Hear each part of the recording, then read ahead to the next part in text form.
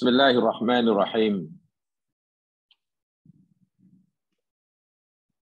Alhamdulillahirabbil alamin.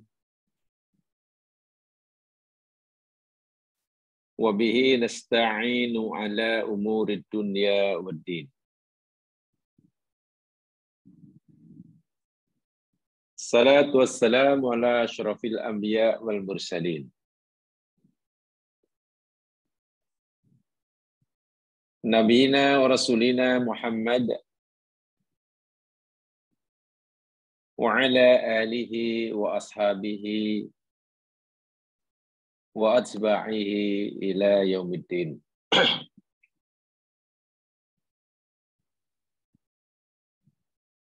Raditu billahi wa rabba wa bil islami dina. Wa bi Muhammadin nabiyya wa rasulah.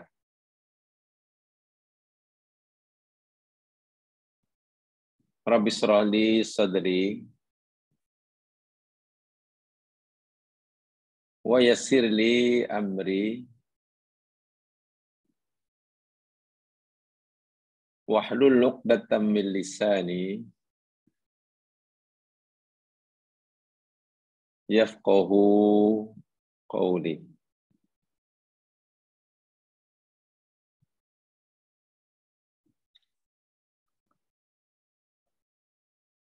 Allahumma 'allimna ma yanfa'una wanfa'na ma 'allamtana warzuqna ilman walhamdulillahi ala kulli hal.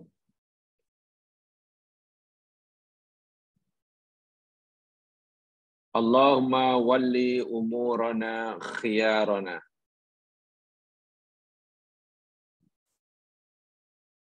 Ya Allah, lantik dan angkatlah oleh-Mu untuk urusan kami orang-orang yang terbaik dalam kalangan kami. Wala tuwalli umurana syirarana. Dan janganlah Engkau lantik, Engkau angkat untuk mengurus urusan kami orang-orang yang terburuk daripada kalangan kami.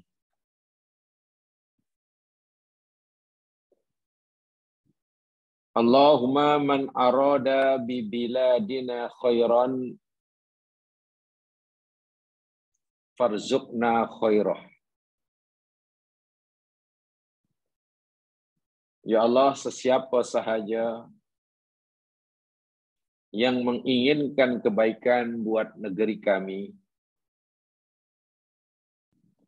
maka kurniakanlah kami akan kebaikannya. Wa man arada bi biladina syarran fakfina syarrah. Dan sesiapa saja ya Allah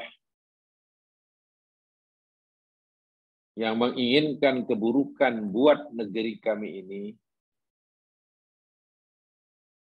maka hindarilah kami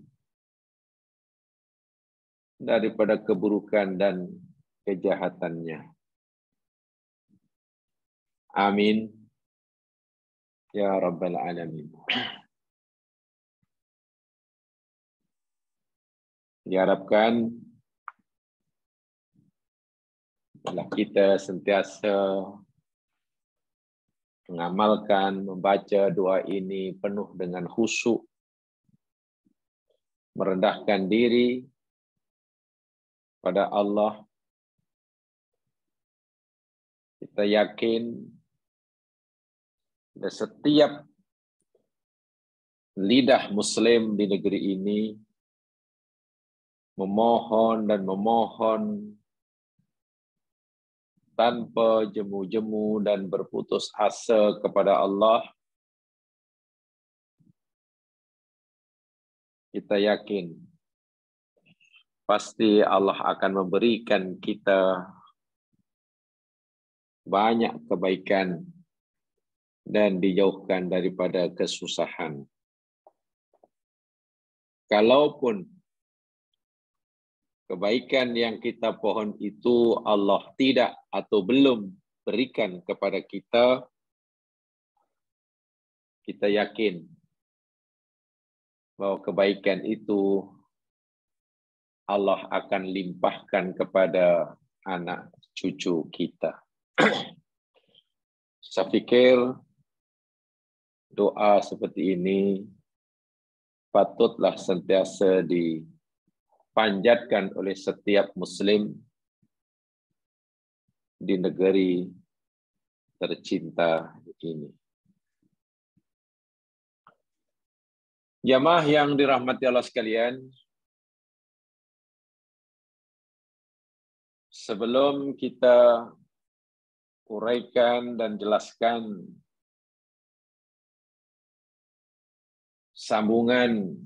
tajuk sambungan daripada apa yang telah kita pelajari dalam nota yang saya telah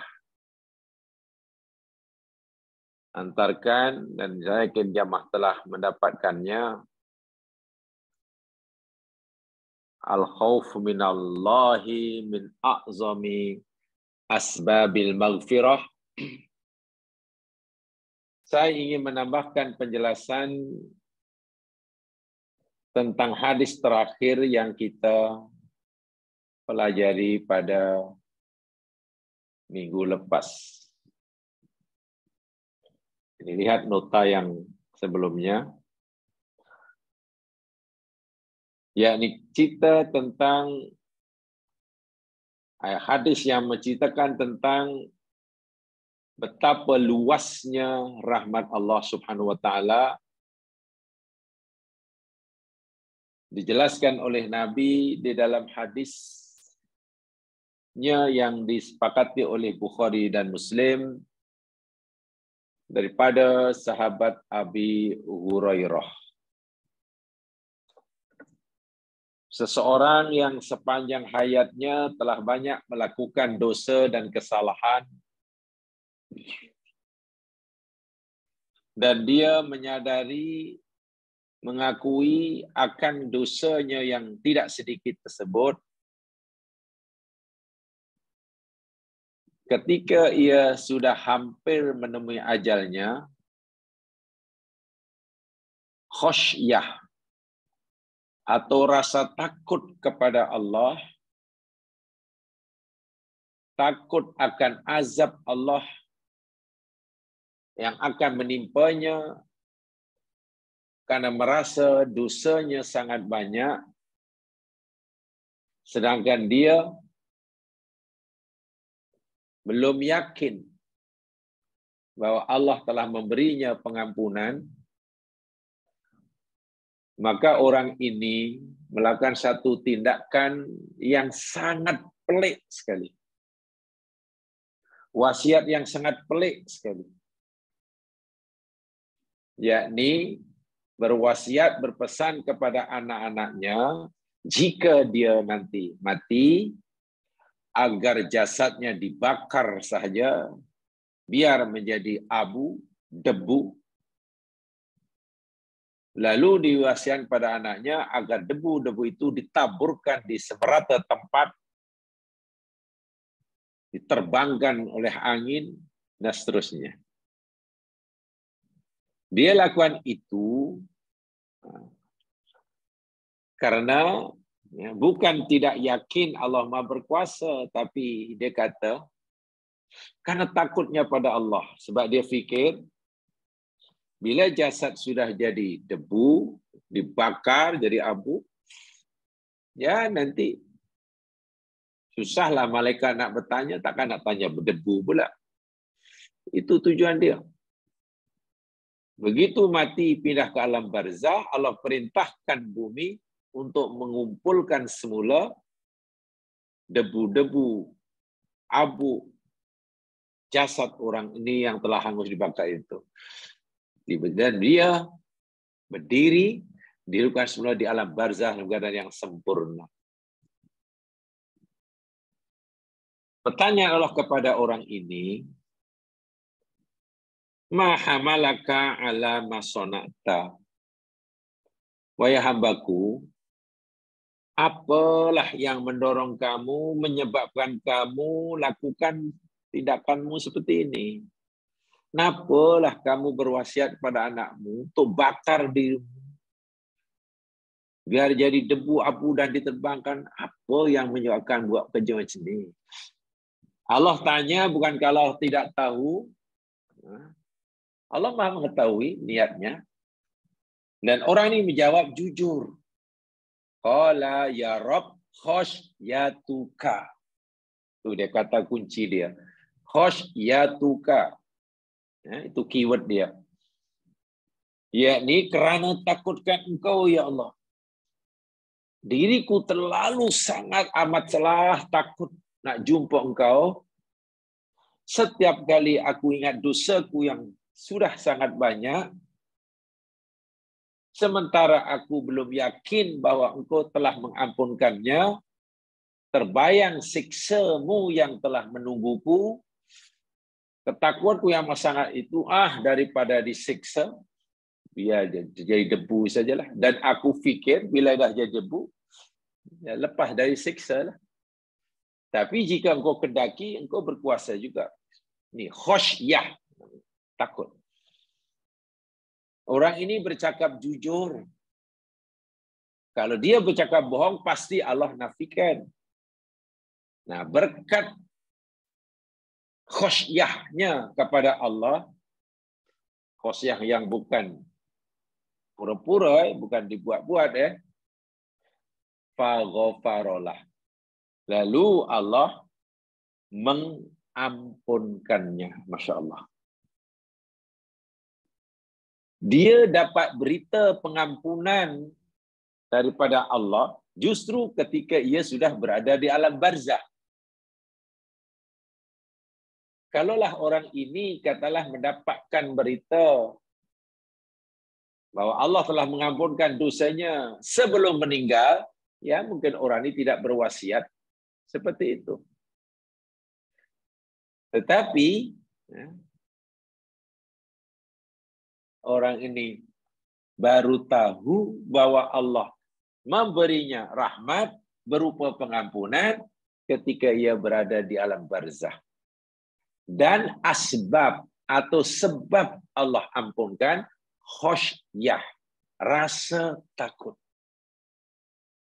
Nah, akhirnya orang ini masuk surga lah. Nah, dari hadis ini jemaah sekalian, yang ingin kita kupas, betapa pentingnya, betapa mustahaknya bagi setiap Muslim itu mempunyai sifat takut kepada Allah. Ini penting. Semua kita pasti mahu dosa kita diampunkan, amal kita diterima. Tak ada yang nak masuk neraka. Semuanya ingin masuk surga. Salah satu syarat yang perlu kita penuhi untuk membolehkan dosa kita terampun, dibebaskan kita daripada neraka dan dimasukkan dalam surga, yakni tanamkan rasa khosyah, takut pada Allah. Takut menderhakainya, takut melanggar larangannya, takut hendak meninggalkan perintahnya. Bila terlanjur melakukan dosa, takut akan azabnya. Terbayang siksa Allah yang Allah sediakan buat dia kerana dosa yang telah dilakukan. Baik. Berikut ini, jadi lihat dalam nota, saya ingin bacakan apakah komentar ulama-ulama berkaitan dengan khosyah ini. Lihat dalam nota yang pertama, Al-Hafiz Ibnu Hajar Al-Asqalani. Ia ulama hadis yang terkenal, Ibnu Hajar Al-Asqalani. Beliau itu ulama hadis yang memberi syarah, uraian yang luas terhadap kitab Sahih Bukhari. Kitab hadis Sahih Bukhari itu diberi uraian syarahan oleh Al-Hafiz Ibnu Hajar Asqalani. Beliau meninggal pada tahun 852 Hijriah. Sudah lama itu. Ketika mensyarahkan hadis ini dalam kitab beliau yang terkenal, namanya Fathul Bari. Fathul Bari itu syarah kitab syarah Sahih Bukhari yang dikarang oleh Ibnu Hajar itu. Beliau memetik ulasan uraian yang diberikan oleh Imam Al-Khattabi yang menyebut begini, mungkin hadis ini menimbulkan kemusykilan. Ini ulasan beliau. Ini saya terjemahkan ya. Mungkin hadis ini menimbulkan kemusykilan. Bagaimana dia, yakni orang tadi, diampunkan seluruh dosanya, sedangkan dia mengingkari hari kebangkitan. Kan seakan-akan dia tidak percaya akan hari kebangkitan. Gimana dia akan diampunkan? Dan kudrat Allah yang menghidupkan orang yang dah mati. Kalau dia yakin Allah menghidupkan, kuasa menghidupkan mati, ya apa faedahnya? Apa untungnya? Ia menghancurkan dirinya. Dihancurkan ke tidak, dibakar ke tidak, jika ia yakin Allah akan hidupkan, ya pasti hidupkan dah. Jadi perbuatan dia membakar atau mewasiat padanya agar dibakar dirinya itu kan seakan-akan ya, seakan-akan dia meragui akan kuasa Allah menghidupkan orang yang dah mati. Kalau begitulah keadaannya, macam mana Allah boleh ampunkan dosanya? Dia telah melakukan dosa. Dia telah mempunyai fahaman, persepsi yang salah tentang Allah. Orang yang punya persepsi yang salah tentang Allah, macam mana dosanya diampunkan? Nah, itu ulasan Ibnu Hajar mengutip kata Imam Al-Khattabi. Begini jawabannya. Dia sebenarnya tidak ingkar terhadap hari kiamat, tetapi jahil. Beza ya, ingkar dengan jahil tak sama. Kalau ingkar hukumnya kafir, kufur. Tapi kalau jahil tak tahu, tidaklah jatuh kufur. Jadi dia lakukan itu bukan karena mengingkari hari kebangkitan, tapi jahil karena kejahilannya, kebodohannya. Lalu menyangka bahwa jika dilakukan ke atasnya seperti itu, mana jika ia membakar dirinya atau jasad dibakar, jadi debu, jadi abu, seperti yang dilakukan itu, dia tidak dibangkitkan dan tidak azab. Sebab baginya, rasa-rasanya kita selamatlah daripada azab. Apa yang tidak azab? Diriku dah jadi abu. Itu kan karena kejahilannya, bukan karena ingkarnya. Bukan kerana mengingkari hari kebangkitan, tapi karena dia jahil, dia fikir bila sudah jadi debu tidak akan dibangkitkan. Nampaknya susah. Daripada mungkinlah kalau bahasa awamnya, daripada aku dibakar di akhirat, elok aku bakar di dunia. Jadi kalau dibakar, nak bakar apa lagi? Saya tidak tahu pasti. Saya tidak tahu pasti orang sudah dibakar itu apakah begitu keyakinannya. Sudah dibakar, mana tak pakai dibakar lagi. Itu keyakinan karena kejahilannya. Sehingga ia telah zahir imannya. Dengan dia mengiktiraf bahawa dia lakukan hal itu kerana takut Allah. Maknanya ia orang beriman. Buktinya dia melakukan itu kerana takut Allah. Orang yang tidak percaya pada Allah, yang tidak percaya bahwa Allah akan membangkitkannya, ya pastilah tak ada rasa takut pada Allah. Jadi dia bukan tidak percaya hari akhirat, bukan tak percaya pada hari kebangkitan, tapi dia jahil. Dia lakukan itu atas kejahilannya, atas kefahaman yang kurang pada dirinya tentang Allah Subhanahu wa taala. Ini kata Ibnu Hajar Asqalani, sebab kata beliau sepintas lalu hadis ini menimbulkan iskal, kemuskilan. Muskilnya macam mana orang yang nampaknya tidak mempercayai hari kebangkitan, dosanya malah diampunkan. Kan nampak macam iskal. Baik. Kedua, Syekhul Islam Imam Ibnu Taimiyah.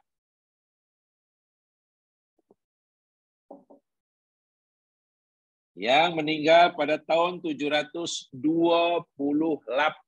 Hijriah.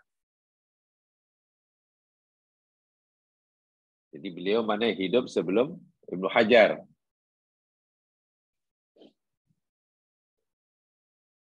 Di dalam karyanya, kitabnya Al-Istiqamah, kitab beliau mengulas hadis ini dengan menyebutkan lelaki ini percaya bahwa Allah tidak mampu menghidupkannya jika dia berbuat demikian.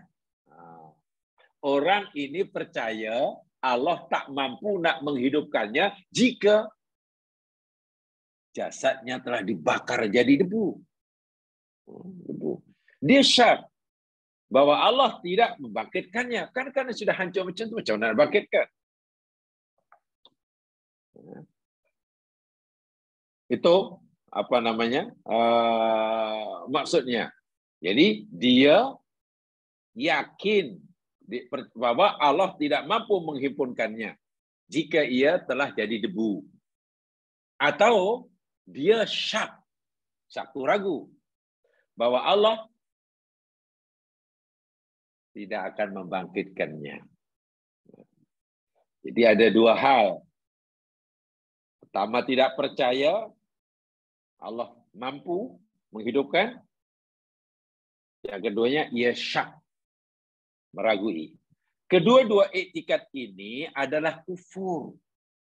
Orang yang meragui akan kuasa Allah membangkitkan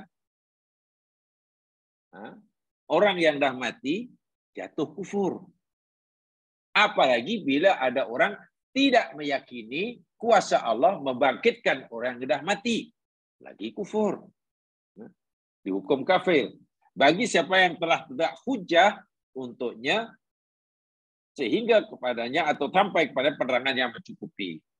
Katakanlah penjelasan agama telah diberikan. Hujah-hujah dan dalil tentang adanya hari kebangkitan telah dijelaskan. Daripada alif hingga ya. Lalu orang ini katalah mengambil salah satu daripada dua sikap. Pertama, dia mengambil sikap tetap meragui akan hari kebangkitan. Dia bukan mukmin. Dia kafir. Yang kedua, bukan sekadar meragui, menolak, tidak mempercayai, lagilah kufur. Syaratnya telah sampai kepadanya penjelasan, keterangan, hujah. Itu kata Imam Ibnu Taimiyah. Namun, lelaki ini jahil mengenai hal itu dan tidak sampai kepadanya ilmu yang mengeluarkannya daripada kejahilannya. Kenapa lelaki tadi, walaupun dia meragui kuasa Allah atau mungkin menafikan, tidak disebut kafir, bahkan dosanya diampun? Kata Ibnu Taimiyah, karena lelaki tadi belum sampai kepadanya keterangan penjelasan agama. Keterangan agama, penjelasan agama tentang adanya hari kebangkitan, kuasa Allah menghidupkan orang mati ini belum sampai padanya. Bahasa mudahnya, dakwah perkara ini tak sampai pada orang itu. Sehingga orang yang tidak menerimanya Ya, tidak dianggap kufur karena dia belum tahu apa yang nak diterima. Nak kata menolak pun tidak. Menolak itu bila benda itu sudah ada. Dia benda itu belum ada, belum sampai. Menolak macam mana? Dikatakan meragui jika telah disampaikan, belum disampaikan kepadanya. Maknanya ia lakukan itu kerana kejahilannya. Nah, di sini sama. Pendapat ini akhirnya samalah dengan pendapat yang pertama tadi. Karena kejahilannya. Dilakukan itu karena tidak mempunyai pengetahuan yang cukup. Sehingga ia terkeluar, tidak dimasukkan dalam kategori kafir kerana kejahilannya. Pun begitu, dia ada iman kepada Allah. Suruhan dan larangannya, janji nikmat dan azabnya. Sebab itulah dia takut akan balasan Allah. Maka dia pun diampunkan disebabkan ketakutannya.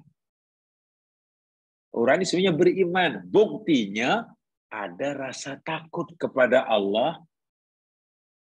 Memandangkan dosanya banyak. Itu iman. Nah, kerana ada rasa takut. Menyadari dosanya banyak.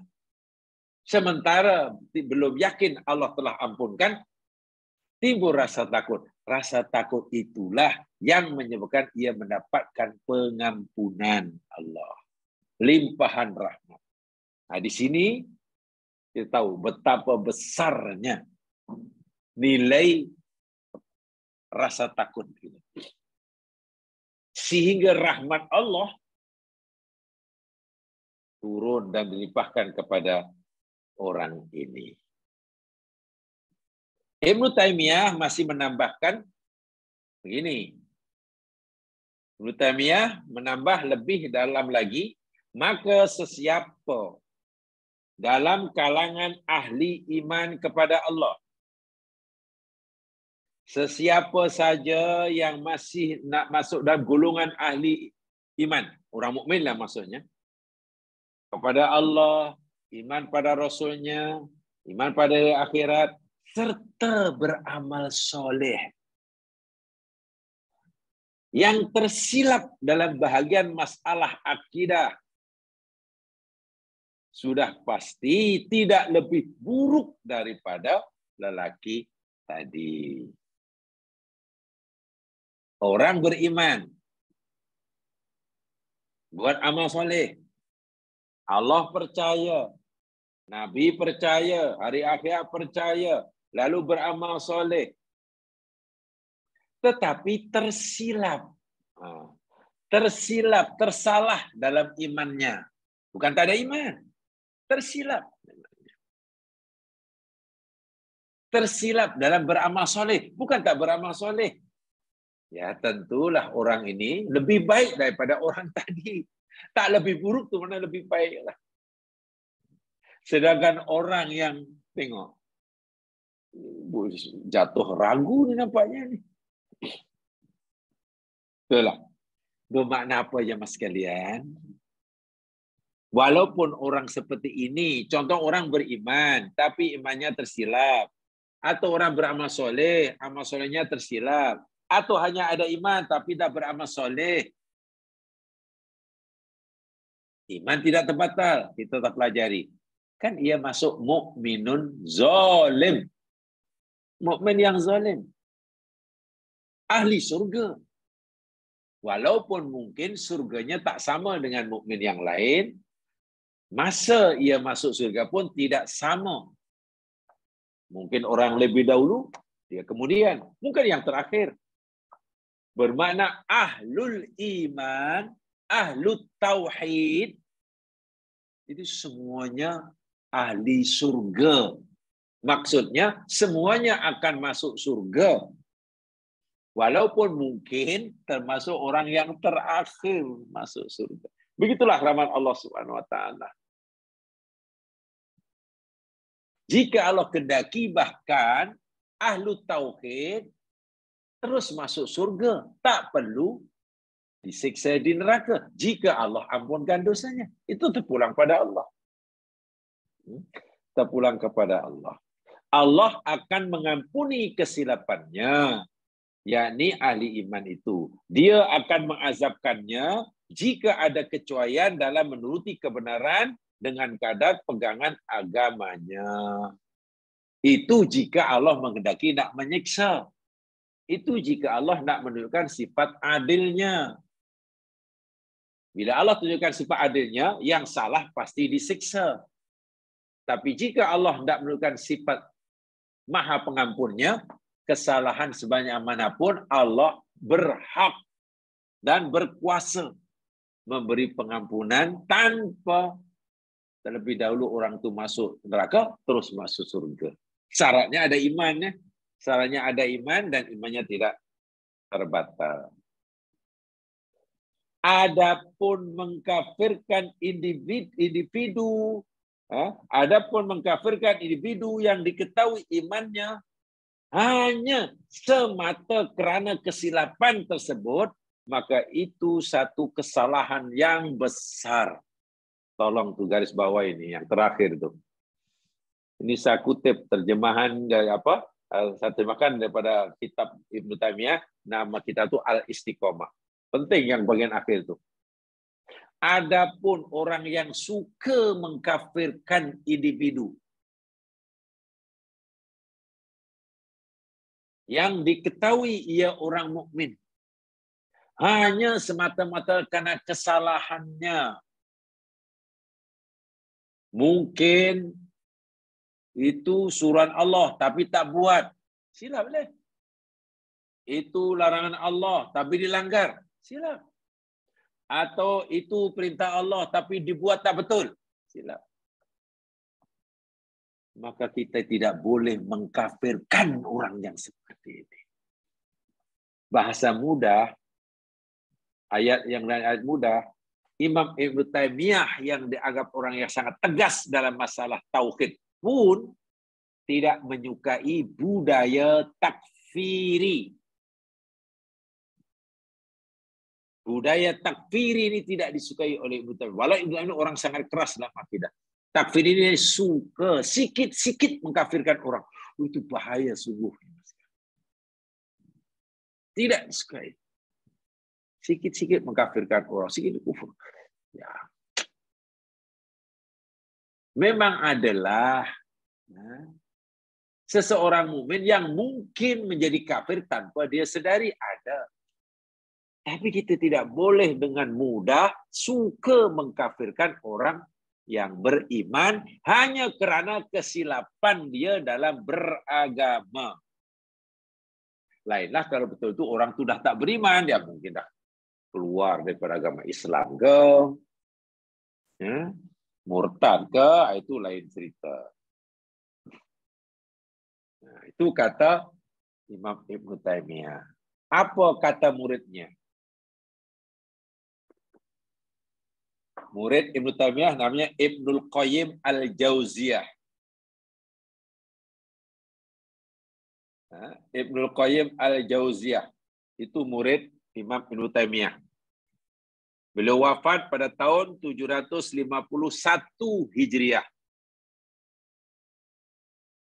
Ibnu Qayyim Al-Jauziyah dianggap murid yang paling cemerlang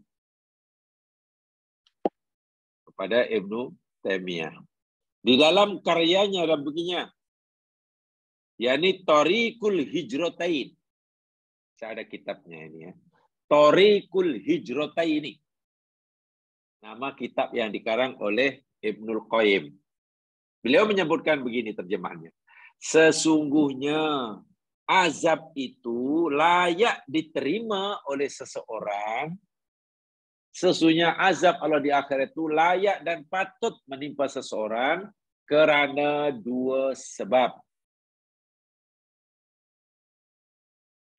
Azab Allah layak patut akan menimpa seseorang kerana dua sebab. Yang pertama, kerana tidak mau mendengar hujah. serta enggan menerima dan beramal dengan tuntutannya. Dia tidak mau menerima hujah, menerima kebenaran, menerima penjelasan, langsung tak nak. Nah, ini memang azab sangat berat lah ni. Ini sangat berat. Atau menerima hujah itu tapi tidak beramal. Berat juga. Yang kedua, berkeras setelah ditegakkan hujah dan meninggalkan tanggung jawab yang berkaitan. Sungguh pun penjelasan agama telah disampaikan, hujah telah ditunjukkan, tapi orang ini masih berdegil, masih berkeras untuk tetap menolak kebenaran. Nah, ini memanglah layak dan patut sangat ia disiksa. Maka jenis yang pertama, yakni pertama itu kufur berpaling dan mendengar. Dan yang kedua namanya kufur keras kepala. Yang pertama itu namanya kufrul i'rad dalam bahasa Arabnya. Paling. Yang kedua itu namanya kufur juhud, yang keras kepala. Lebih teruk tu. Yang kedua, kufur keras kepala. Baik, itu yang disiksa. Adapun kufur karena jahil, ini. Dia tidak beramal karena jahil. Jahil karena mungkin belum sampai kepadanya hujah, penjelasan. Tanpa ditegakkan hujah dan tanpa kemampuan untuk mengenali hujah. Jenis inilah yang Allah tidak akan azab sehingga tertegak hujah. Jadi tidak boleh disamakan. Tak boleh disamakan. Telah dijelaskan kebenaran, telah disampaikan benar, hujah, tapi dia berpaling. Paling, tak mau dengar lah. Kufur i'rad berpaling, disiksa. B, telah disampaikan penjelasan agama, hujah-hujah agama, sejelas-jelasnya. Ia tolak mentah-mentah. Memanglah kufur keras kepala ni. Siksa. Yang B ini, yang perintah ditinggal, yang larangan dilanggar. Kan nampaknya kufur tu.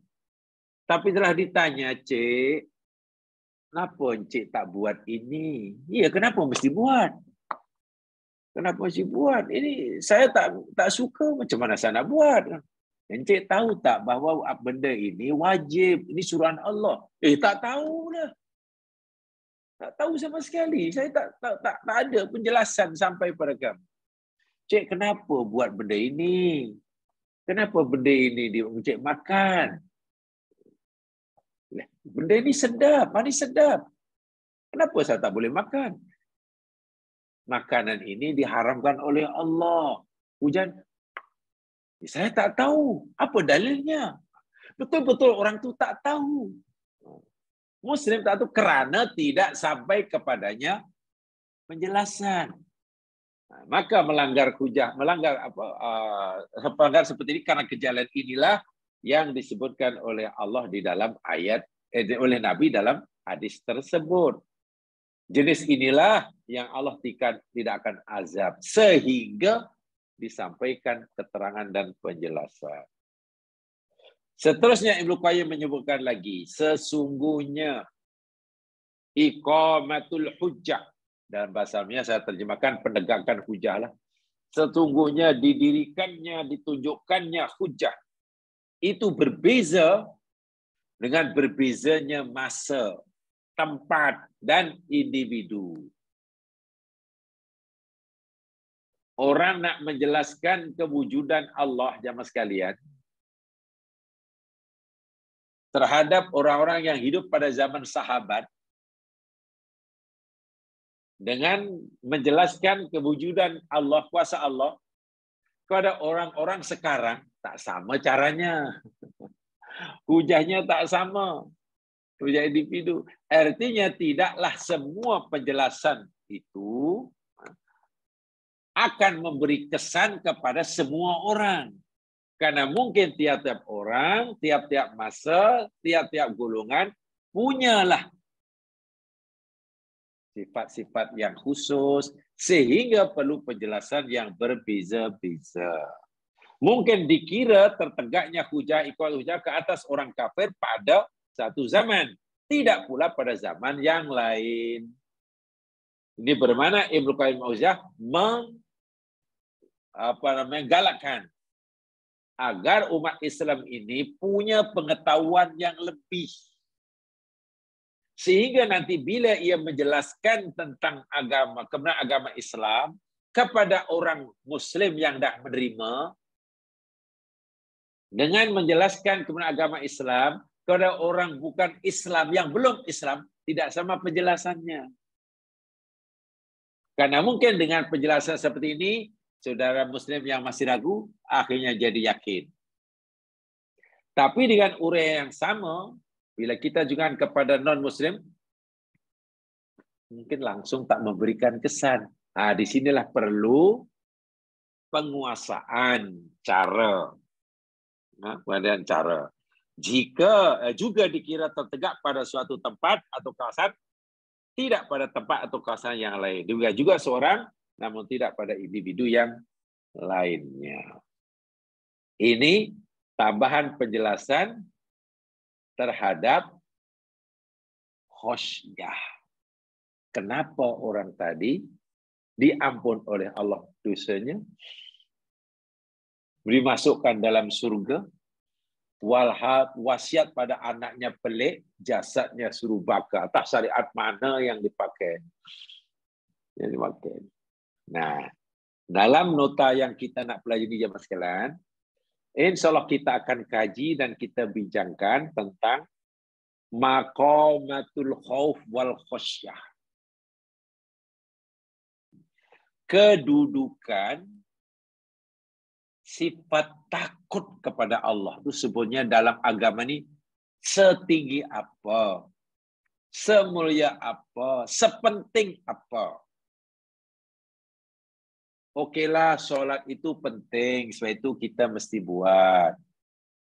Rukun Islam kan? Tapi kita jangan fikir hanya solat, haji, zakat dia yang mustahab. Dalam beragama Islam, orang Islam, kita mesti juga mengetahui dan mengamalkan sifat-sifat yang Allah sebutkan. Contohnya, khosyah. Ada rasa takut kepada Allah. Itu mustahak sekali. Mari kita bincangkan sifat takut ini. Yang di dalam hadis tadi, Masya Allah, menjadi asbab orang itu mendapatkan pengampunan daripada Allah Subhanahu wa Ta'ala. Baik, jemaah sekalian, lihat nota yang baru saya ingin sampaikan. Tajuknya yakni al-khawfu minallahi min a'zami asbabil maghfirah. Al-khawfu minallahi, takut kepada Allah atau takut daripada Allah. Mana takut siksanya, takut menderhakainya, takut tidak mentaatinya. Itulah. Ada khosyah. Khauf atau khosyah. Min a'zami asbabil maghfirah. Termasuk asbab atau termasuk sesuatu yang menyebabkan pengampunan Allah. Artinya, bila seseorang itu berdosa dan ia mengharapkan pengampunan daripada Allah bagi dosa-dosanya, salah satu sebab utama, perkara utama yang mesti ia miliki, yakni rasa takut. Rasa takut. Khosyah atau khauf. Bahkan dalam kajian hati orang yang sholat, maupun sholat itu yakni buat yang Allah suruh. Tapi dengan sholatnya, sama ada dalam sholat atau tak ada rasa takut, itu sholatnya menjadi tidak bernyawa, jemaah sekalian. Ya. Puasa tidak melahirkan rasa takut, itu puasanya masih perlu dipertanyakan. Ya. Qiyamul lail, kononnya sembahyang malam termasuk mohon ampun. Mohon ampun pada Allah, istighfar, tapi tak ada rasa takut. Itu jangan-jangan istighfarnya pura-pura. Sebab itu, salah satu perkara yang menyebabkan pengampunan Allah itu mudah didapati, yakni kita mesti ada rasa khauf, rasa takut. Ini kata qalahu Ibnu Taimiyah. Ini diucapkan, dikatakan oleh Imam Ibnu Taimiyah dalam kitabnya Minhajus Sunnah. Ini yang kita nak kaji bersama ini. Bagi memperjelas hadis terakhir tadi, yang orang di akhirnya masuk surga tadi lah. Ibnu Taimiyah berkata dalam kitabnya Minhajus Sunnah, takut daripada Allah, makna dari menderhakainya lah, daripada siksanya lah, itu menjadi asbab pengampunannya. Atau dengan ayat yang lain, saya katakan tadi, jika kita mau mendapatkan pengampunan bagi dosa kita dengan mudah daripada Allah, tanamkan rasa takut. Semaikan rasa takut dalam hati kita. Ya, takut itu sifat qalbiyah aja Mas, jadi tak boleh pura-pura. Tak boleh dibuat-buat tu. Tak boleh buat-buat. Baik. Saya bacakan dahulu ayat-ayat Al-Quran berkaitan dengan khosah. Ayatnya sangat banyak, tapi ini saya tunjukkan 3 sahaja. Satu dalam surah Ar-Rahman, ayat 46. Dalam surah Ar-Rahman, ayat 46.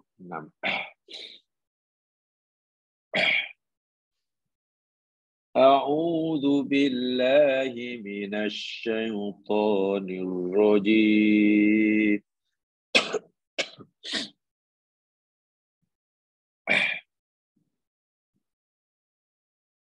Oh, tidak ada. Kalau tak ada, tolong tengok ayatnya dahulu. Tak tempat tulis di situ. Terus lihat aja dalam Al-Quran, surah Ar-Rahman, ayat 46. Waliman khafa maqama rabbih jannatan.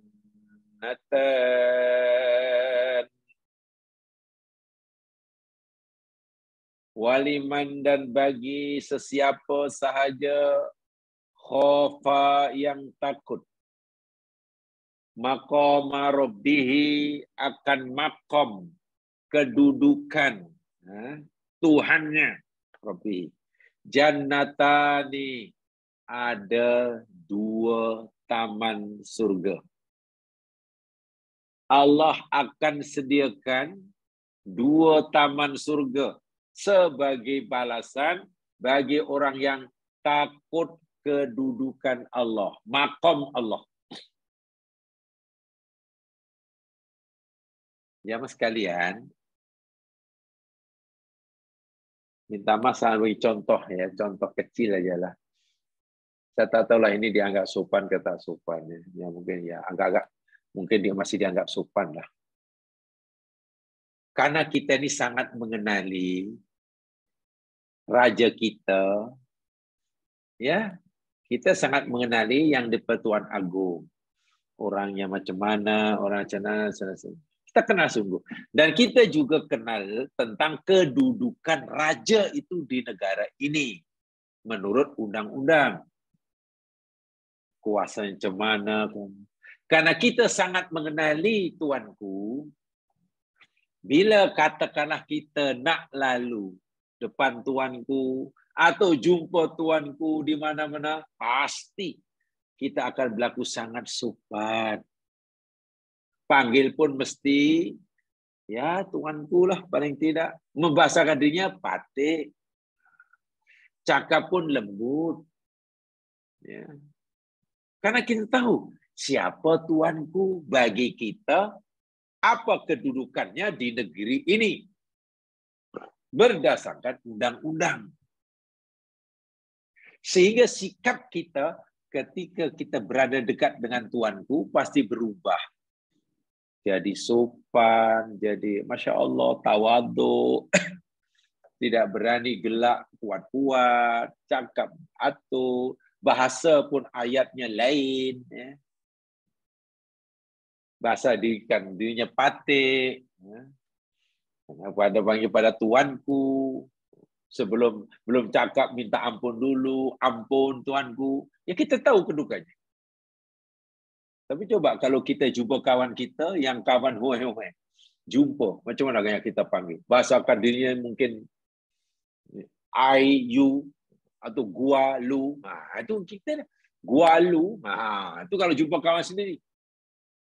Atau mungkin yang lebih besar lagi, kasih aku dan kau. Ya kawan kan. Bahasa diri kita. Tapi karena ini Tuhan bilang kita kenal siapa baginda. Tapi coba minta maaf sekali, minta maaf lah ini. Katakanlah Tuanku yang sangat dihormati oleh rakyatnya di negeri ini. Tiba-tiba berjalan seorang-seorang. Katakanlah seorang-seorang. Di luar negeri. Dan tak ada pengawal dan tak ada orang kenal. Acara ke pasar keluar masuk. Lalu nak beli barang dan menawar barang. Saya yakin karena si penjual itu tak kenal siapa Tuan, ya pasti mungkin panggil lah awak ke, you ni macam mana lah, ini dah murah tau. Kalau you tak ada duit tak payahlah nak beli. Mungkin.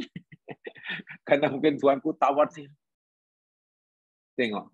Ya kalau dalam bahasa kita, akhirnya orang yang tak kenal kedudukan Tuanku itu ya ucapannya kasar, perbuatannya kasar, tak sopan, berani bersuara kuat. Tapi bagi kita yang tahu akan kedudukan Tuanku, jadi sopan. Itu baru kita sesama manusia. Nah sekarang ayat ini, siapa saja yang takut akan makom Tuhannya. Makom Allah. Kenal Allah itu siapa buat kita. Masya Allah. Sehingga kita nak makan pun minta izin. Karena makan itu milik Allah. Paling tidak Bismillahirrahmanirrahim. Paling tidak. Nak buat apa, nak cari rezeki pun Bismillah. Allah kata jangan buat, kita pun tak buat. Karena kita takut. Kita mengenal makomnya. Orang yang seperti ini Allah beri jaminan balasan 2 taman surga. Tengok. Sebab ini syarat bagi semua ibadah. Solat tak ada rasa khauf, khosyah. Ya, solatnya menjadi kosong. Itu satu. Kemudian ayat yang kedua. Lihat dalam surah An-Nazi'at. An-Nazi'at. Ayat 40 dan 41. Surah An-Nazi'at ayat 40 dan 41.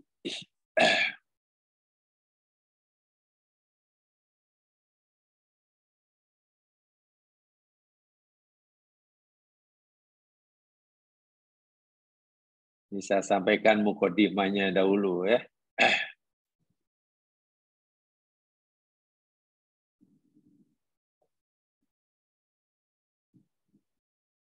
Baik.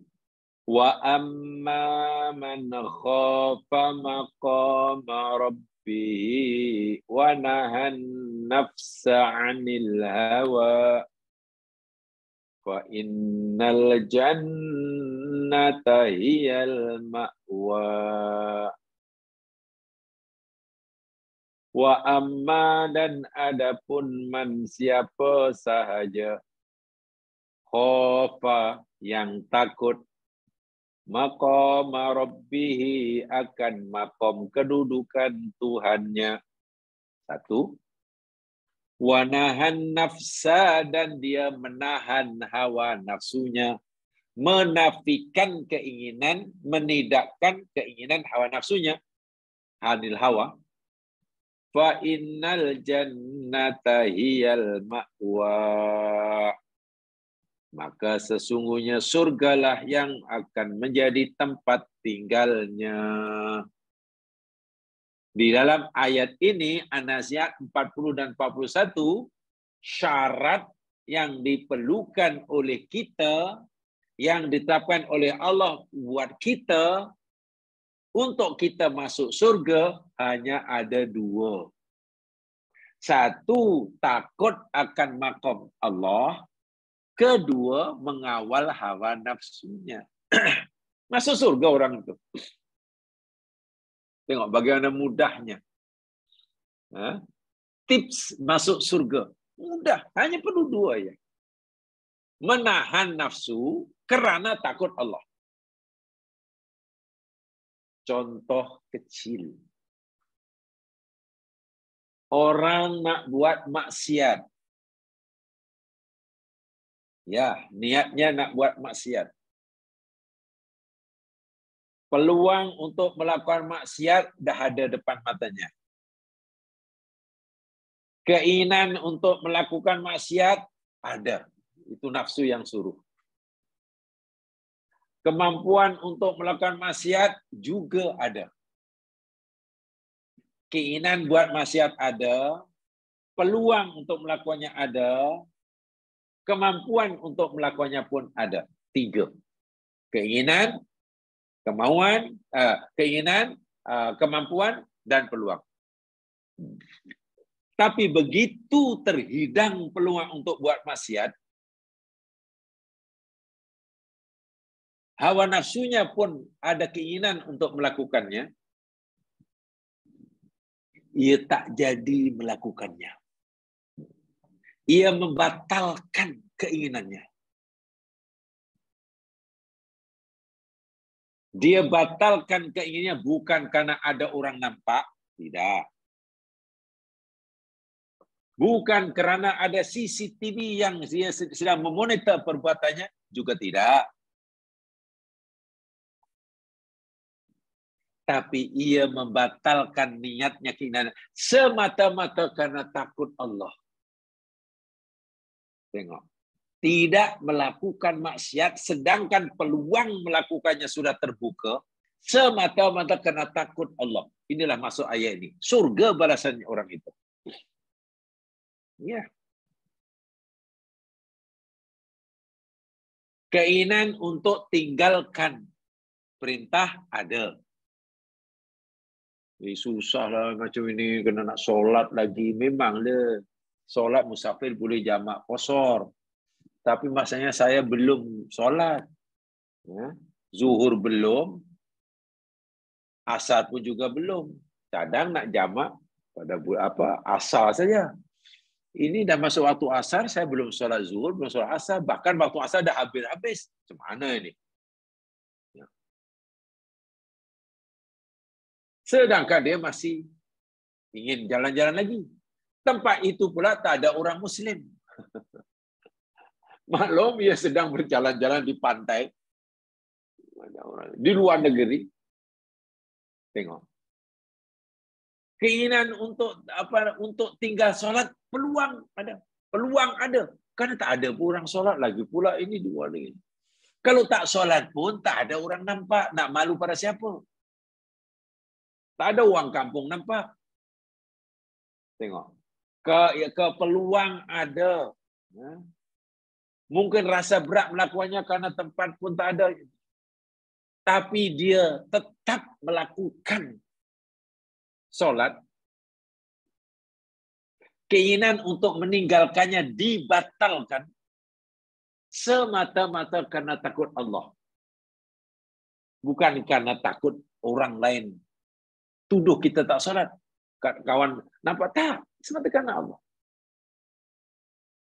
Itu namanya takut Allah menahan hawa nafsu. Tempoh hari saya katakan, ada pegawai kerajaan. Kata kita seorang pegawai kerajaan, ada kuasa. Kita punya signature ada nilai dia. Walaupun hanya pakai pen 3 ringgit. Pen tu 3 ringgit dia, tapi signature dia, oh, nilai dia mah berjuta. Kita pula kebetulan saat itu mengalami masalah keuangan rumah tangga. Tengok. Mengalami masalah keuangan rumah tangga. Tiba-tiba ada orang minta bantuan. Datang ke pejabat kita, karena dia tahu kita ada kuasa untuk meluluskan kemauannya. Bawalah proposal projek ini, bla bla bla. Dia kata, kalau Tuan mau meluluskan ini, kami sudah sediakan. Ini ada cek yang masih kosong, Tuan. Dan sudah ada signature saya. Tuan boleh isi sendiri, mau isi minta berapa. Tapi syaratnya Tuan kena luluskan ini. Rasuah lah. Kita pun serba salah, bingung. Iya ya. Sebenarnya saya memang sedang mengalami masalah uang rumah tangga ni. Hutang banyak itu banyak ni. Kalau aku terima, selesai masalah keuangan rumah tangga. Selesai. Bahkan masih punya kelebihan. Tapi masalah benda ni salah. Allah haramkan. Siksanya berat. Kalau aku tolak, ya, masalah keuangan tak dapat diselesaikan. Peluang untuk menerima rasuah ada. Keinginan untuk menerimanya ada. Keperluan ada sangat perlu duit. Tapi dia memilih untuk menolak. Memilih untuk menolak bukan kerana dia berlagak alim ke, berlagak suci ke. Tak, semata-mata kerana takut Allah.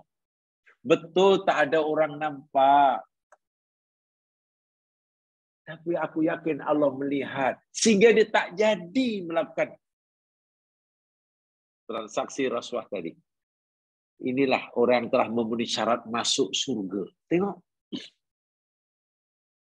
Menahan hawa nafsu.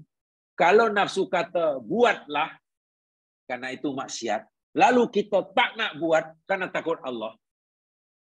Kalau nafsu kata jangan buat karena itu perintah Allah, lalu kita buat juga karena takut Allah, masuk surga. Ini Allah yang kata.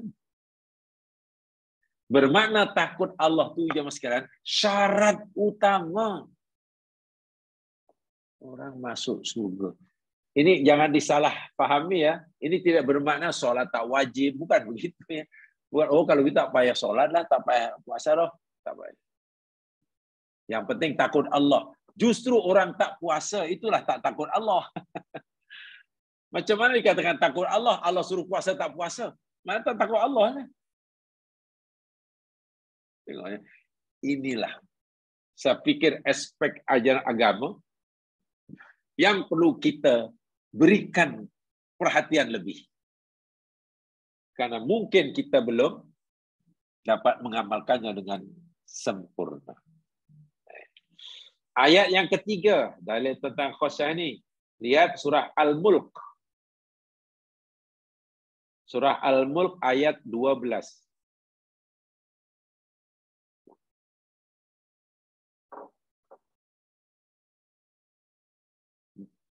Surah Al-Mulk ayat 12.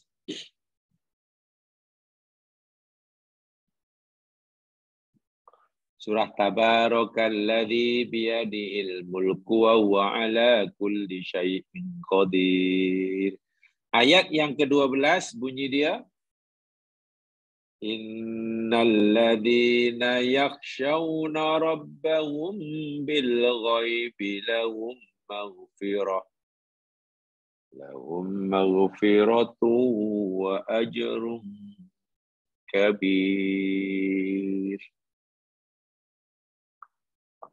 Inna sesungguhnya alladzina orang-orang yang yakhshawna mereka takut Rabbahum akan Tuhan mereka bil ghaib.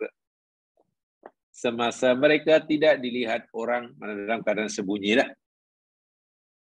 Alasannya ada dua. Satu, lahum maghfirah. Bagi mereka pengampunan dosanya Allah ampunkan. Nomor dua, alasannya wa ajrun kabir. Dan pahala yang sangat besar. Tengok. Orang yang takut Allah dalam keadaan sembunyi, seorang diri. Tidak melanggar larangan Allah. Bukan karena ada orang nampak. Tapi semata-mata karena takut Allah. Orang yang dapat dua balasan. Balasan pertama, dosanya diampun. Kedua, dapat ganjaran yang besar. Itu namanya rahmat, masuk surga. Di mana saja rasa diawasi oleh Allah, itu sentiasa terasa. Tidak hanya merasa dilihat oleh Allah ketika ia di Makkah sahaja, bahkan ketika ia tidak sedang ihram pun, di mana-mana tempat di dunia ini. Seorang ke, ada kawan ke, tak ada kawan ke, ada orang Islam kenal ke, atau tak ada orang Islam yang kenal ke, sentiasa merasa perbuatan diawasi oleh Allah, sehingga dia pastikan setiap yang disuruh dilakukannya, yang dilarang ditinggalkannya. Orang ini akan mendapatkan dua balasan. Balasan yang pertama, dosanya diampun. Dan yang keduanya mendapat ganjaran yang besar, mana rahmat Allah, masuk surga. Sebab, jemaah sekalian, bila dosa sudah terampun, ya manalah tempat orang itu? Mesti tempatnya di surga. Itu ayat-ayat yang sebagian ayat yang menunjukkan seberapa tinggi sebenarnya kedudukan khusyah kepada Allah ini dalam agama kita. Boleh diringkaskan kesimpulannya, takut kepada Allah itu, jamaah sekalian, menjadi asbab. Takut kepada Allah itu menjadi asbab seseorang masuk surga. Seseorang masuk surga. Atau seseorang diampun dosanya. Subhanallah. Seseorang diampun dosanya. Nah, itu ya.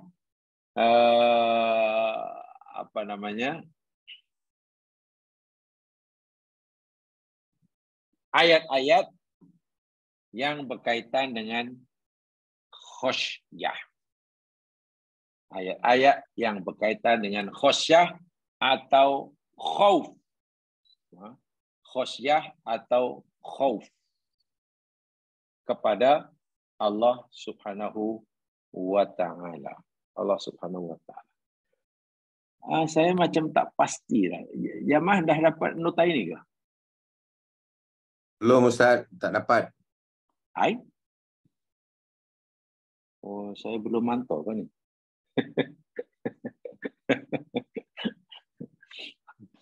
Oh, no. Tak apalah kalau itu nanti saya hantar. Saya terlupa. Apa Itu saya Ustaz? tengok. Sibuk dengan Tengok. cucu. Itu tengok dalam ini yang dalam nota yang apa? Yang save message ni macam cari-cari tak ada. Ini belum dihantar gambarnya ni. Tak apa nanti saya. Baik, kalau itu saya teruskan. Saya teruskan penjelasannya. Khasnya ayat yang kita baca 3 tadi. Ketiga-tiga tadi semuanya cerita tentang khosyah, takut kepada Allah. Yang menjadi asbab pengampunan. Bila orang sudah diampun dosanya, ya apalagi merdekalah daripada neraka. Macam itulah. Merdeka daripada neraka. Ima surah Ar-Rahman 46 atau surah An-Nazi'at 40 dan 41 atau surah Al-Mulk ayat 12. Ayat 12. Baik. Kalau itu saya teruskan dulu bacanya, nanti kita tidak perlu saya jelaskan dulunya. Saya baca Arabnya dulu, tak apa, yang nanti saya hantarkan. In kunta tashku min bu'dika anillahi ta'ala wa tash'uru bin nifaqi wa qad gharratka ad-dunya bi sughrufiha wa la tastati'ul khalasu min ad-dunub. Jika engkau mengadu, jika dirimu mengadu, mengeluh karena merasa diri ini terlalu jauh daripada Allah. Sesekali dalam hidup ini, mungkin lepas solat, mungkin bangun malam, tiba-tiba hati kita ini merasa sangat jauh daripada Allah. Merasa banyak dosa, terbayang kesalahan. Merasa amal yang dilakukan macam tak ikhlas. Itulah. Seringkali riak. Menampaklah kesalahan-kesalahan itu begitu. Bahkan 24 jam nampaknya hidup saya ini lebih banyak terpedaya dengan kehidupan dunia. Tertipu dengan kehidupan dunia. Merasa bahwa tujuan hidup yang Allah kedaki tidak sebagaimana yang kita jalani. Bila semua ini kita pernah merasakan begitu. Dan kita ada keinginan untuk membebaskan diri kita dari semua itu. Ingin dekat kepada Allah. Ingin mengikhlaskan setiap amalan. Ingin membersihkan hati daripada sifat pura-pura. Ingin melepaskan dirinya daripada terbelenggu, terpedaya oleh kehidupan dunia. Tapi bagaimana caranya tak? Nak tanya pula segan semuanya. Tapi Allah tahu tu. Allah tahu hamba aku ini nampaknya betul-betul menyesal nampaknya. Tiba-tiba menangis seorang diri. Dan menangisnya karena menyadari kesilapannya. Merasa amal yang dibuatnya belum ikhlas.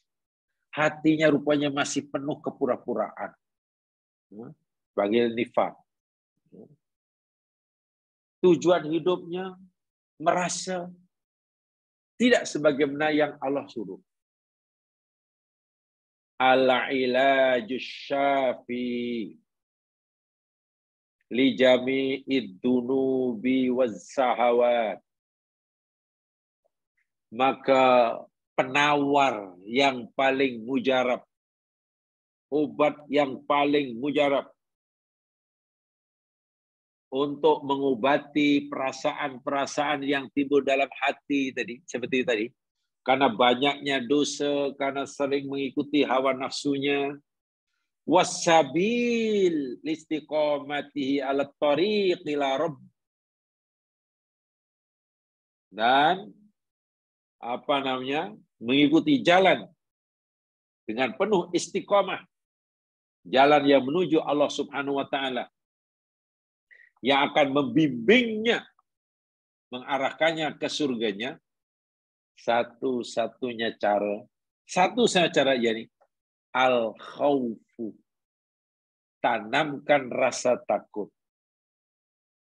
Al-khosyah, tanamkan rasa khosyah. Karena apa? Al-khawfu huwa a'zamu sa'ikin ilallah. Perasaan takut di dalam hati, khosyah di dalam hati itu adalah sebesar-besar pemandu jalan bagi kita untuk menuju kepada Allah.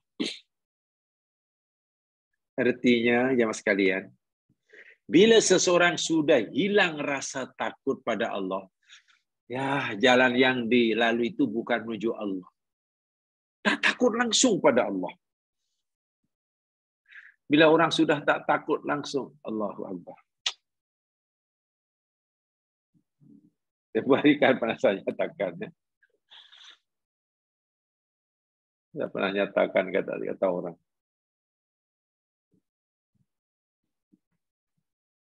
Kata seorang pengamat negara politik dunia. Oh, Habib Salim kalau tak salah nama dia. Israel itu maju karena ada rasa takut. Dikelilingi oleh orang negara-negara Arab yang kuat-kuat. Karena rasa takut itulah dia mesti ingin menjadi bangsa yang kuat. Jadi maju. Korea Selatan menjadi negara yang kuat maju karena timbul rasa takut. Lama dia ada rasa takut, dikelilingi oleh ada Korea Utara, ada Jepun. Kalau dia tak kuat karena dia dikelilingi oleh negara kuat, ya habislah dia, ditelan. Negara jiran Singapura, negara Singapura kecil maju. Ya karena takut, karena kita negara Melayu besar-besar pula tu. Sebelahnya negara kepulauan terbesar di dunia. Kalau dia tak kuat, tak maju, habis kena bully. Sehingga dia maju. Jadi rupanya yang menggerakkan mereka untuk maju karena rasa takut. Kata Habib Salim, habis kenapa negara kita tak maju-maju? Macam mana negara kita maju? Allah pun dia tak takut. Jangan kepada manusia, Allah pun tak ditakuti. Artinya bila orang sudah tak takut Allah, jemaah sekalian, sebenarnya tidak ada nilainya manusia ini. Buat salah tak ada rasa takut, tinggal perintah tak ada rasa takut, tak ada.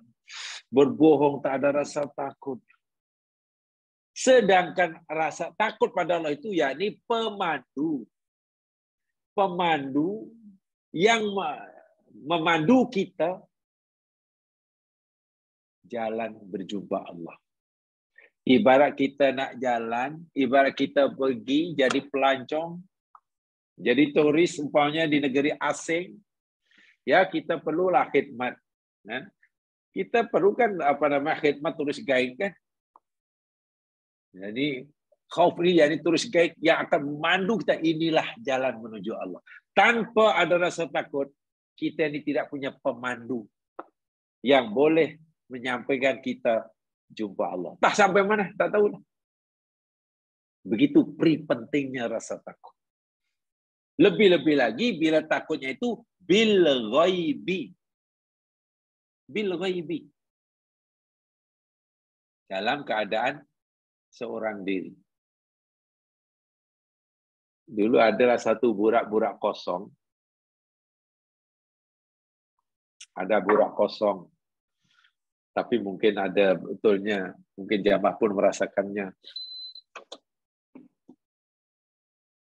Kenapa ya orang-orang ni bila sedang pergi haji ke Makkah, biasanya relatif lebih baik berbanding sebelum dia pergi haji atau sebelum dia menginjakkan di tanah suci. Ya mungkin terkesanlah daripada kursus haji, rasa aku. Tuan-tuan dan puan-puan, nanti kalau kita nak pergi haji, sampai tu haji, hati-hati ya, nak bercakap jangan main-main. Jangan suka cakap bohong. Jangan suka menghina orang. Jangan suka ni sabar, banyakkan sabar. Sebab kalau kita cakap bohong, nanti teguran Allah tu tunai. Tunai. Kalau disediakan makanan, kalau tak suka, jangan cela makanan. Nanti Allah tegur tunai, tak boleh makan hingga 1 minggu nanti. Sehingga bila orang pergi, biasanya Masya Allah, sopan, tak berani nak bohong. Tak berani bohong. Orang pijak kepala pun sabar. Sabar. Tak boleh marah-marah. Tak jago bohong, tak. Selama haji, bagus. Karena merasa betul-betul, rasa takut pada Allah. Maklum dekat dengan rumah Allah. Ada orang masih takut. Rasa jujur tu masih ada. Sampai ke Judah, masih nampak sopan, nampak ini, banyak. Yang lain sudah biasa lah tu. Tanya, ini di mana ni? Ini dah masih tahan apa? Ini bukan tanah haram, ini tanah Judah. Tahu ayu tanah Judah dah keluar. Keluar sifat aslinya. Dah cakap yang bukan-bukan dengan riaknya, dengan sombong. Karena tahu kalau riak di Judah pun tak akan diazab oleh Allah. Coba kalau cakap besar di dekat Masjidil Haram. Bingung dia tak boleh balik hotel. Coba berani mencela makanan didirikan semasa di Makkah. Tak boleh makan 1 minggu. Sakit perut tak apa. Tengok tu. Kerana takut Allah, jadi baik. Tapi bila sampai Judah, dah kemudian apalagi dah landing di KLIA, balik asal. Ini saya takut. Di Makkah, saya yakin jamaah pasti ada pengalaman. Sekarang ya sudah canggih lah. Tapi ingat saya pergi ya pertama kali lah pergi ke Makkah ni tahun 88. Pertama kali saya pergi. Ya, masih bujang, masih cerdas lah, masih boleh lari-lari lah, dan tak takut lah. Takut. Waktu itu Makkah, ya Allah, ya Tuhanku, ya boleh masih sederhana lah. Kedai-kedai pun masih ada yang bawa lorong-lorong kedai itu yang buruk. Kalau kali apa kini Masjidil Haram masih kecil dan insya-Allah. Jadi kita tahu kan kalau dah dengar azan, kedai itu walaupun kedai itu kedai emas atau money changer kan hanya ditarik langsir itu betul dan pergi salat. Itu money changer tepi jalan itu, Masya Allah, duit itu digantung-gantung, dikepit-kepit macam tu. Ada orang masuk, tak ada curi meh kan. Wah, tak ada penjaga tu. Selak aja kain nasi tu, adalah meh. Duit tu gantung keluar tu, tarik aja, kita lalu depan. Tarik. Tak dong, tak. Tapi kenapa ya tak ada hilang, tak ada orang masuk kedai curi, gelang ke apa. Ya mungkin kesan inilah. Takut Allah. Ini di tanah Allah, di bumi haram. Tengok. Coba kalau kata di negeri ini. Kedai meh tak ada pintu. Kedai meh tak ada pintu. Waktu solat, semua pergi solat dan tak ada yang jaga. Habis. Atau mungkin adalah itu penukaran wang. Money changer itu katalah tak adalah grill besi. Bukan main. Beri lubang pun tangan aja. Lalu duit itu digantung-gantung. Licin. Di Makkah tak licin. Tak ada orang ambil. Kenapa? Takut. Itulah sebetulnya yang perlu ditanamkan di mana saja. Dari pengalaman pribadi ya. Itu pertama kali saya masih sangat sederhana lah Makkah 988. 91 ke 2 saya lupa. 92. Nah, setelah lain saya pergi lagi. Seorang karena istri menyusukan anak pertama. Jadi seperti biasa kan zaman sekarang Masya Allah kalau pagi-pagi atau petang apa ni keluar dari masjid banyak orang jual teh kan. Pagi lah punya. Teh atau malam dan sambil makan roti. Apa macam itu. Atau mungkin sambil minum orange juice. Orange juice biasanya. Wah, luar biasa sedapnya. Tak ada es, tak ada ais dan tak ada apa-apa. Di pengalaman betul nih. Jadi harga dia lupa itu berapa, 5 rial ke apa.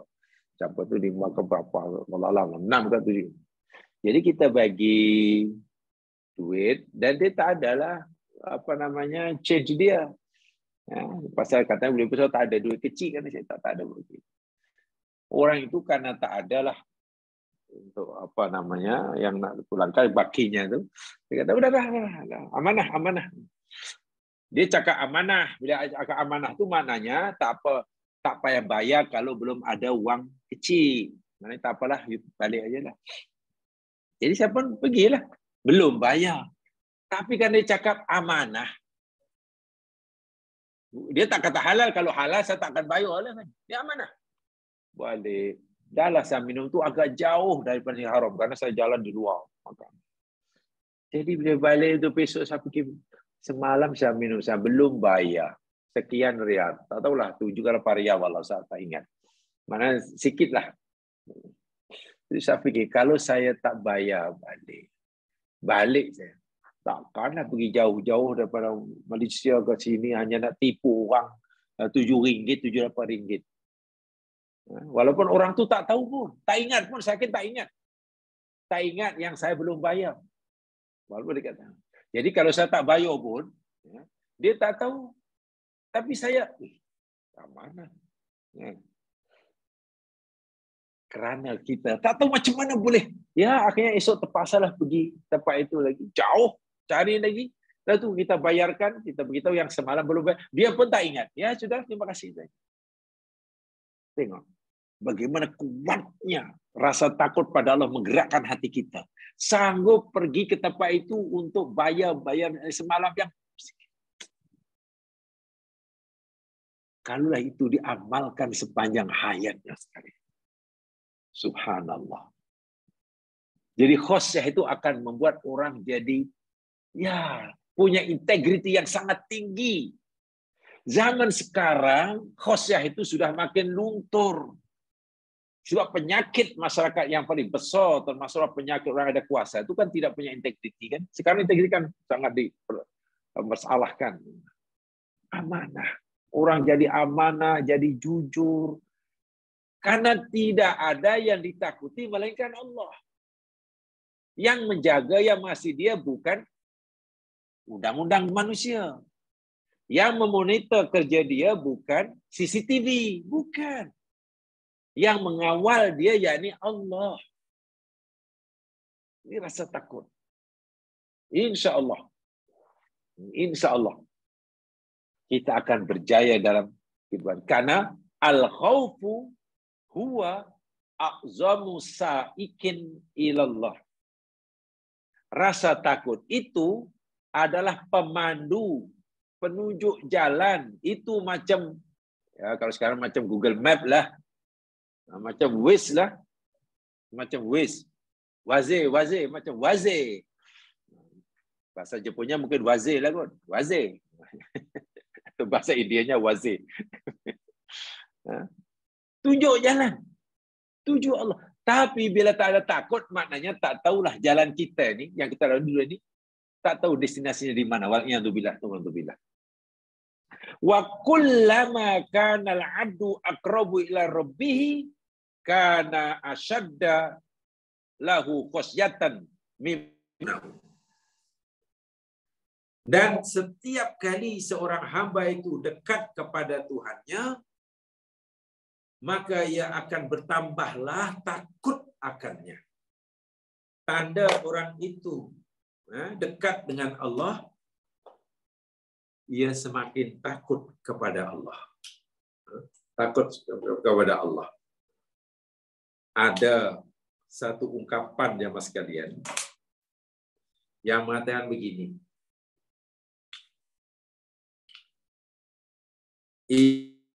Khafal abdu rabbah idza khafal abdu Allah.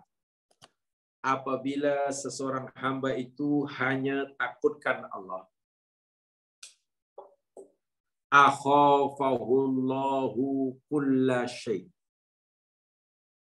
maka Allah akan jadikan seluruh makhluknya takut kepadanya. Saya ulangi. apabila seorang hamba itu takut pada Allah, Allah akan jadikan semua makhluk takut pada orang itu. Setan pun takut pada orang itu. Nabi pernah memberitahu Umar bin Khattab, bila Umar berjalan melalui sebatang jalan, lalu dari arah yang bersetentangan ada setan, setan pasti akan cari jalan yang lain. Takut nak bertatap muka dengan Umar. Umar tak tahu. Yang takutkan Umar bukan manusia, setan pun takut. Apakah Umar punya azimat, punya keris, punya batu akik? Tidak. Yang menyebabkan semua makhluk termasuk setan takut Umar, karena Umar ini hanya takut pada Allah. Itu rahsia dia. Bermakna orang yang takut pada Allah akan jadi orang yang paling kuat di dunia. Ya, paling kuat. Orang ada kuasa. Dan kuasanya yakni, Masya Allah, sangat besar. Boleh buat apa saja, boleh ini. Dan ramai orang ingin berjumpa dengannya. Tapi orang langsung tak boleh disuap, langsung tak boleh disogok, langsung tak boleh ya, semua orang pasti takut lah. Orang ini dibujut apa ni tak. Khosyah. Siapa yang takut Allah, Allah akan jadikan seluruh makhluknya takut kepadanya. Sebaliknya, sesiapa yang tak takut kepada Allah, Allah akan jadikan dia takut pada seluruh makhluk Allah.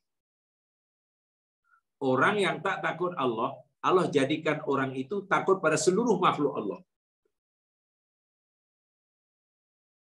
Takut pada malam, takut pada siang, takut pada hujan, takut pada petir, takut pada orang, takut rugi, takut. Bahkan malam Jumat ada di rumahnya cicak, berbunyi cicik, takut cicak. Ada burung gagak melintah di rumahnya, takut. Takut macam-macam. Itu karena dia tak takut Allah. Orang yang tak takut Allah, Allah jadikan dia takut pada seluruh makhluk Allah. Orang yang takut Allah, Allah akan jadikan seluruh makhluknya takut kepadanya.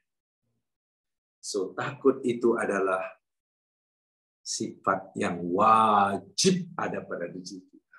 Kalau ikut Al-Quran, takut adalah perkara yang menyebabkan sesuatu yang membolehkan seseorang itu terampun segala dosanya dan mendapatkan rahmat Allah, yakni masuk surga. Bayangkan orang yang dosanya banyak lalu takut pada Allah, karena ketakutannya pada Allah, nak jumpa Allah macam mana nanti nak berjalan, lalu berpesan padanya dibakar saja, bakar jalan nak jasad ayah jadi apa, karena takut. Akhirnya Allah ampunkan dan Allah tahu dia lakukan itu semata-mata karena khasyatullah. Khasyatullah. Ya mas sekalian, nampaknya itu saja yang saya sampaikan coba sampai malam hari ini. Insya Allah kita akan sambung pada kesempatan yang lain. Ya, tak masa bersempat menyampaikannya, mengatakannya banyak. Insya Allah nanti saya bagi nota yang kita akan belajar ini. Yang benar pada Allah juga, silap kelemahan saya sendiri, yang mohon dimaafkan, berikut dengan bacaan Al-Fatihah dan surah Al-Asr. Subhanakallahumma wa bihamdika, asyhadu an la ilaha illa anta, astaghfiruka wa atubu ilaik. A'udzu bisyaitonir rajim wal 'asr. Innal insana lafi khusr illa alladziina aamanu wa 'amilus shalihaati tawassaw bil haqq wa tawassaw bis sabr. Assalamualaikum warahmatullahi wabarakatuh. Waalaikumsalam warahmatullahi wabarakatuh.